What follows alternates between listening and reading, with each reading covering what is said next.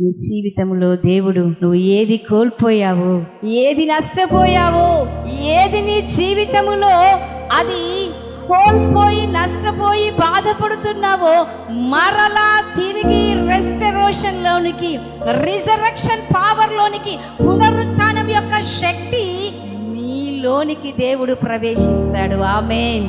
మరలా తిరిగి దేవుడు జీవాన్ని పొందుకున్నట్లుగా మరలా ఆయన తిరిగి లేచినటువంటి ఆ అనుభూతి ద్వారా, ఆ పునరుత్థాన శక్తి ద్వారా దేవుడు మరలా నీ జీవితాన్ని కట్టబోతున్నాడు. దేవుడు మరలా నీ యొక్క కుటుంబాలను కట్టబోతున్నాడు.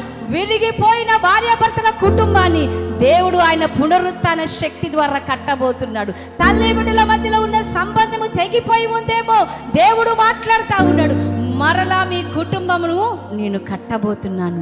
యేసు మరలా తిరిగి లేపబడను అన్నట్టుగా మరలా చెడిపోయిన మానుగా ఉన్నటువంటి, మోడుగా ఉన్నటువంటి నీ బ్రతుకును ప్రభువైన యేసు క్రీస్తు మరలా దేవుడు పునరుత్థాన బలముతో, పునరుత్థాన శక్తితో నిన్ను రెస్టరేషన్ లోనికి, సమకూర్పులోనికి దేవుడు తీసుకురాబోతున్నాడు. ఈ పునరుత్థాన శక్తి ఏం చేస్తుందంటే చెడిపోయిన కుటుంబాలను, చెడిపోయిన బ్రతుకులను మరలా తిరిగి కడుతుంది.